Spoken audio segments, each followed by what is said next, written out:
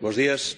A Lei 23/2013 que modificou o sistema público de pensións na realidade é unha reforma radical que, baixo a pretensión de recuperar o equilibrio financiero do sistema, o que fai é reducir o gasto, isto é, baixar as pensións, as actuais e as futuras.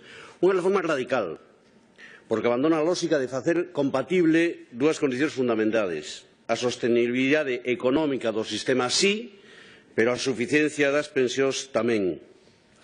Unha reforma radical porque rompe con consensos básicos previos e con principios aceptados pola maioría, como eran o mantemento do poder adquisitivo das pensións. Unha reforma radical imposta pola maioría absoluta dun partido contra o resto do Parlamento, rompendo a lógica dos acordos de Estado.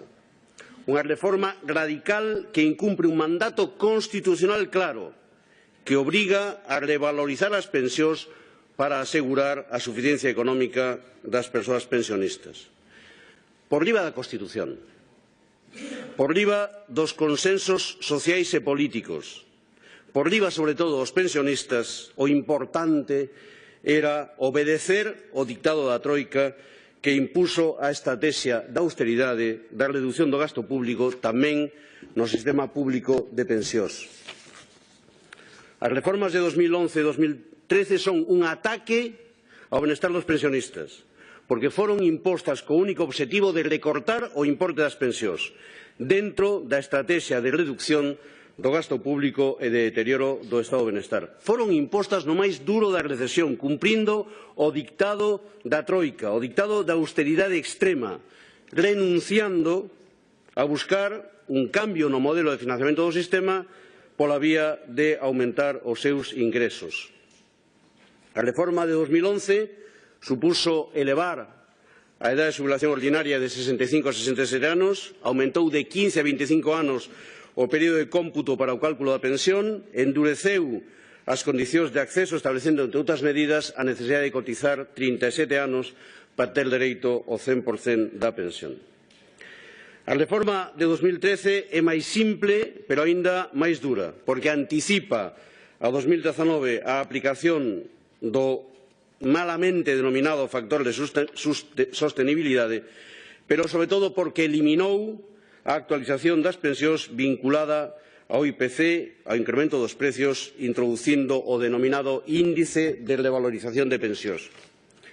Sexamos claros, todas estas medidas teñen un único obxectivo: reducir o importe das pensións que cobran os pensionistas, os actuais a través do índice de revalorización e os futuros que sufrirán a partir do ano 2019 o factor de sostenibilidade.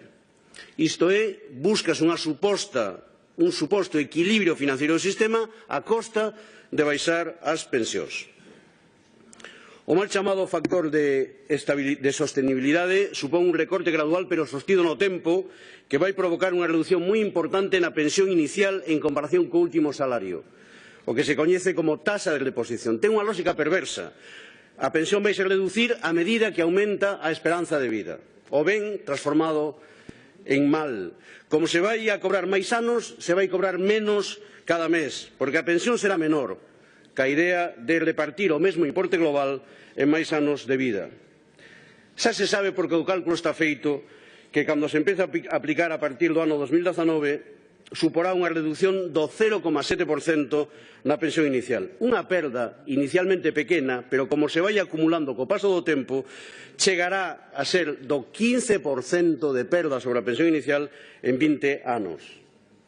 Pero o recorte máis duro da reforma de 2013 é o denominado índice de revalorización. Primeiro, porque afecta a todos os pensionistas, os actuais e os futuros.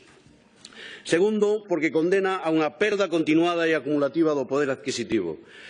Desligar o aumento da pensión da variación do IPC está provocando xa un profundo deterioro do nivel de vida dos pensionistas, porque os prezos medran moito máis que as pensións e, polo tanto, perderán valor en termos reais.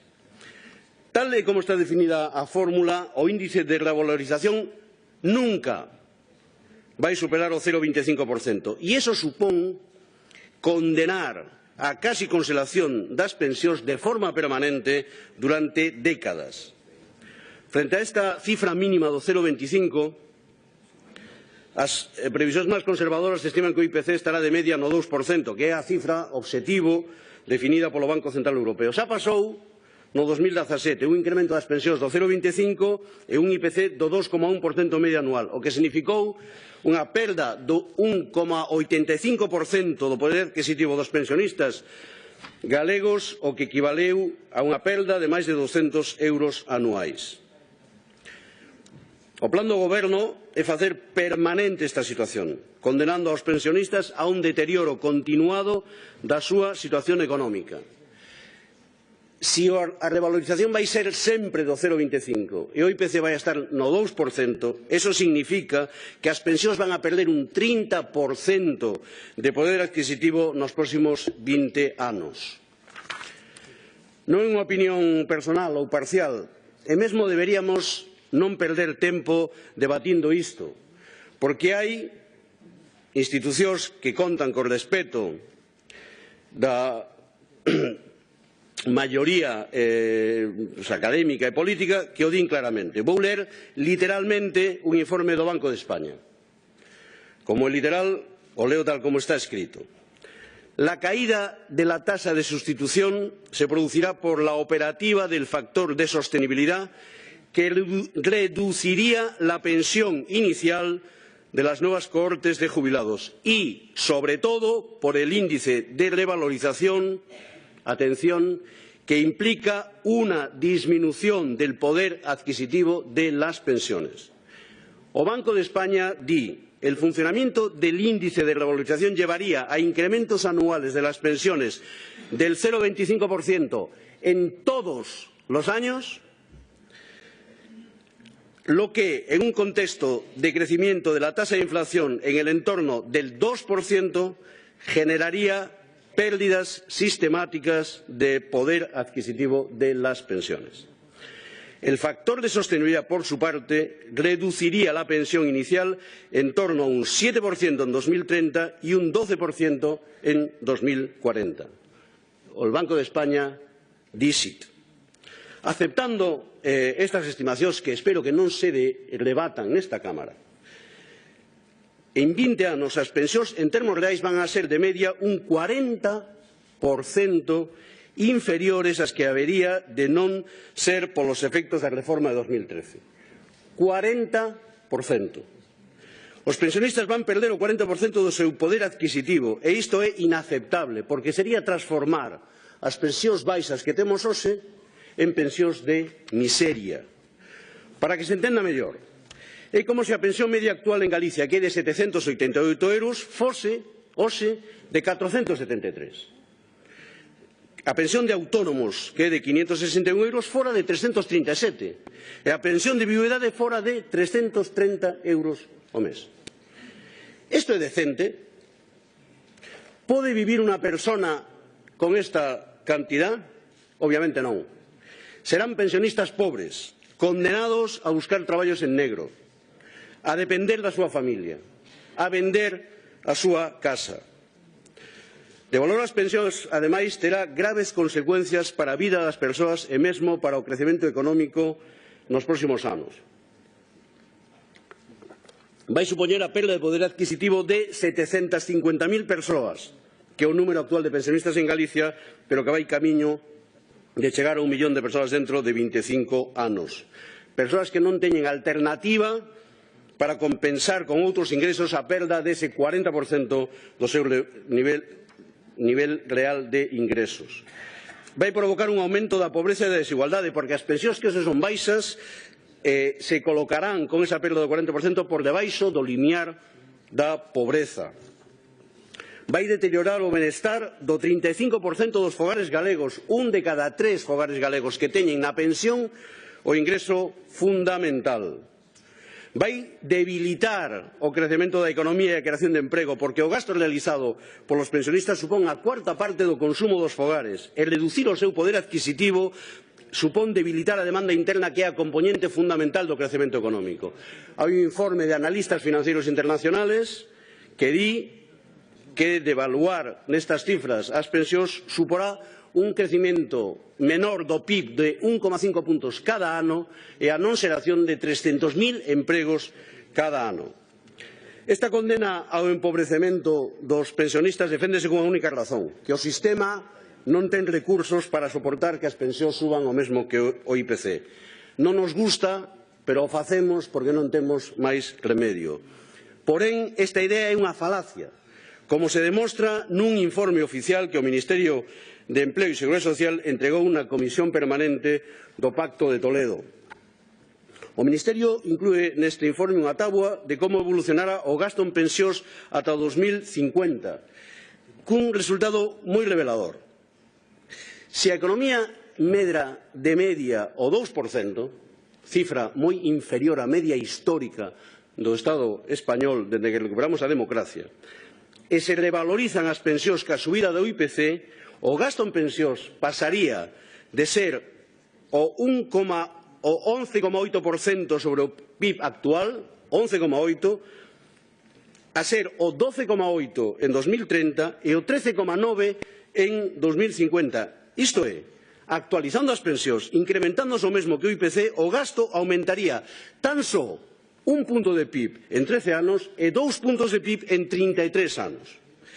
Un incremento máis que razonable, porque nese tempo vai aumentar o número de pensionistas e, por lo tanto, é lóxico que destinemos maiores recursos, maiores fondos ao sistema público de pensións. É posible facelo. Podemos financiar un punto de PIB ou 2 puntos de PIB para o sistema público de pensións para atender a 14 millóns de persoas pensionistas neste país. É posible facer un punto de PIB, 2 puntos de PIB. Rotundamente sí. Hai unha idea fundamental e é que nos próximos 33 anos sería tempo suficiente para corrixir el diferencial de 8 puntos de PIB en presión fiscal que ten España en comparación ca media Unión Europea. Bastaría a cuarta parte da normalización fiscal do Estado español con respecto á media Unión Europea para destinar 2 puntos ao sistema para facer compatible o seu equilibrio financiero ca revalorización das pensións, con ter pensións dignas para a xente do noso país. Bueno, se isto é así, que o é, por que non o fai o Goberno a pesar do enorme custo electoral que lle está supoñendo? A resposta a esta pregunta está tamén nun documento oficial, o Programa de Estabilidade que cada ano presenta o Goberno de España diante as autoridades europeas para demostrar que cumpre axeitadamente os dictados da Troika. Na páxina 41 da última actualización, o Goberno define a súa política de ingresos e gastos dominada por unha idea física fixe que é casi unha obsesión: reducir o tamaño do sector público. O plan do Goberno é baixar dun gasto público actual equivalente ao 42,4% do PIB a tan só o 39,2% no ano 2020. Isto é 3,2 puntos menos de PIB equivalentes a casi 40.000 millóns de euros.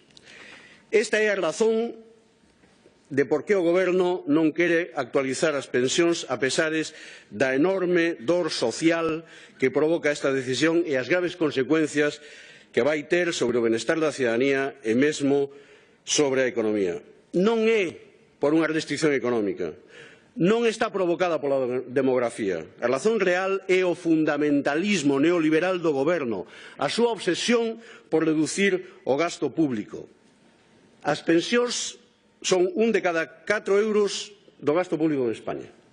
E, polo tanto, se ti tes a estrategia de reducir o gasto público, inevitablemente tes que actuar sobre a componente fundamental dese gasto. Remato. A Constitución española, no seu artigo 50, di: os poderes públicos garantirán, mediante pensións adecuadas e periódicamente actualizadas, a suficiencia económica aos cidadáns durante a terceira idade. É un mandato constitucional claro. Un goberno que acepte a Constitución ten que actualizar as pensións para que estas permitan ter suficiencia económica e unha vida digna aos pensionistas. Por iso, o debate non pode ser se é posible ou non actualizar as pensións, porque iso xa o decidiu o Constituínte. O único debate real é como o facemos.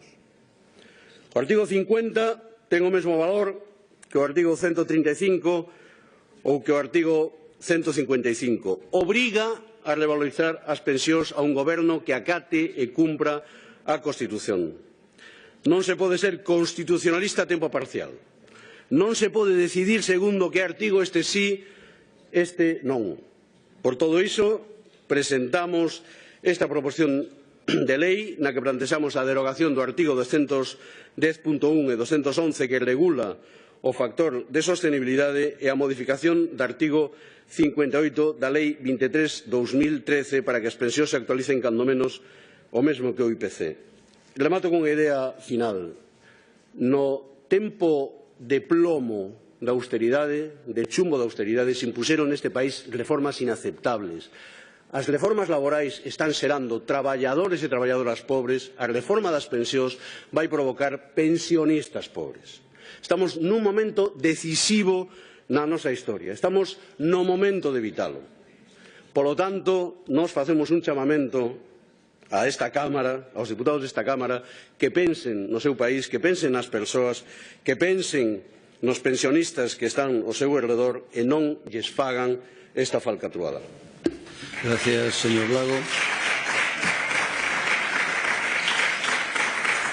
Ten que ver cun debate parlamentario que quero respostar ás persoas, aos portavoces do BNG e do Partido Socialista agradecéndolle o voto a favor e mesmo que introduciran críticas, comentarios que eu comparto, incluso co que plantexaba a portavoz do BNG. Eu creo que esta é unha emenda parcial, non afecta, perdón, unha iniciativa parcial, non afecta ao conxunto das recortes que hubo no sistema público de pensións, que hai que actuar sobre eles, pero este é hoxe a demanda social nas rúas, acabar co factor de sostenibilidade e de acabar con ese índice de revalorización. Por lo tanto, nos traemos eso ao Parlamento porque nos parece unha batalla urxente.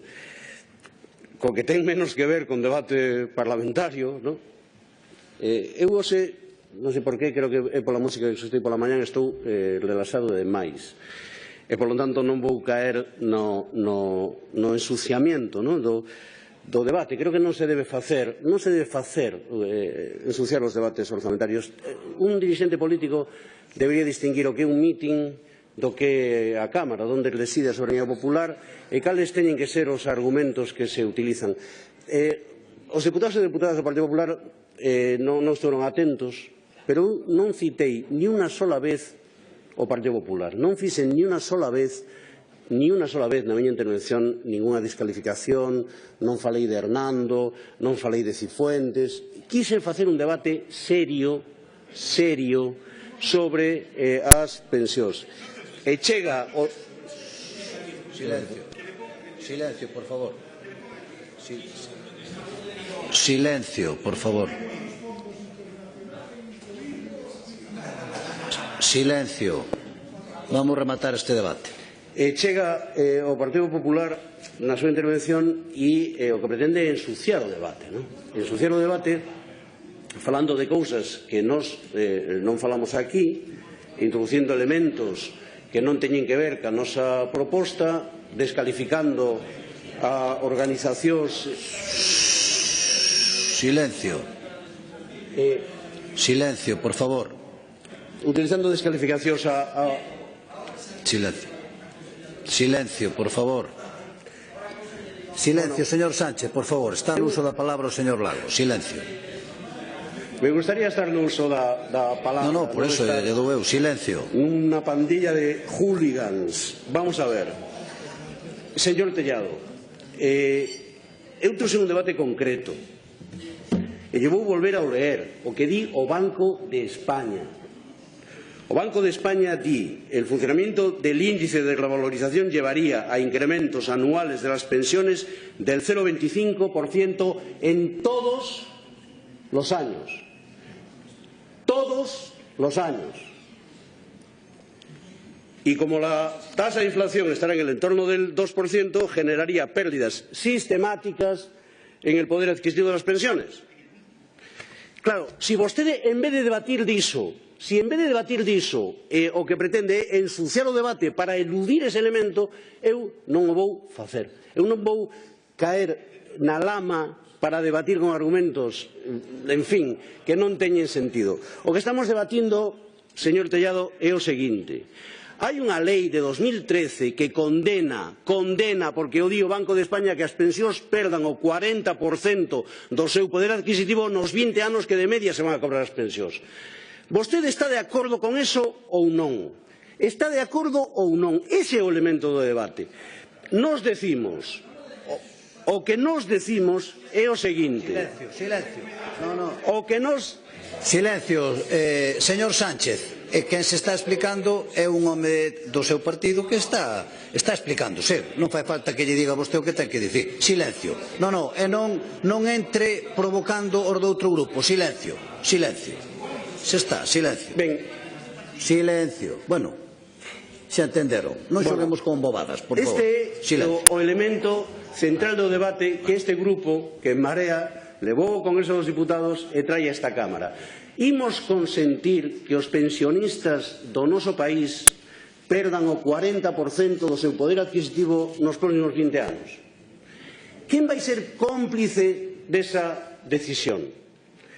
A segunda parte do que nos dixemos aquí é que ese proceso non é inevitable, non hai ningunha razón de restricción económica que impida que non actuemos. E iso o sustentamos, señor Tellado, nun informe oficial do Ministerio de Emprego, que di que o gasto en pensións revalorizándoas según o IPC se incrementaría 1 punto sobre o PIB ata o ano 2030 e 2 puntos sobre o PIB ata o ano 2050. O di Fátima Báñez. Bueno, por que non debatimos sobre iso? Eu estou tan orgulloso de haber sido economista de comisións obreiras, tan orgulloso deso, que non pode provocarme. No sindicato, cando eu facía unha negociación, aprendimos algo rapidamente. Cando un empresario eludía a discusión e nos insultaba, xa sabíamos que nos tiñamos a razón. E non perdíamos os papéis. Eu o que lle digo é o seguinte, e remato con esta idea. O seu modelo, o modelo da Lei 23/2013 implica a reducción do 40% do poder adquisitivo das pensións. É convertir os pensionistas en pensionistas pobres, non a afirmación de En Marea o di o Banco de España. Di o Ministerio que é posible financialo se España se normaliza en termos orzamentarios ca Unión Europea. Remato con unha idea desa falsedade argumental que esa me sorprendeu. Vamos a ver, señor Tellado, se o Partido Popular quixera derogar a Lei 23/2013, canto tempo lle levaría facelo? Menos que aprobar os orzamentos. Menos que aprobar os orzamentos. Por lo tanto, en síntesis, tengamos debates parlamentarios serios, concentremos onde están as discusións e non utilicemos a lama, as cortiñas de fume para agochar as vergonzas. Gracias, señor Lago.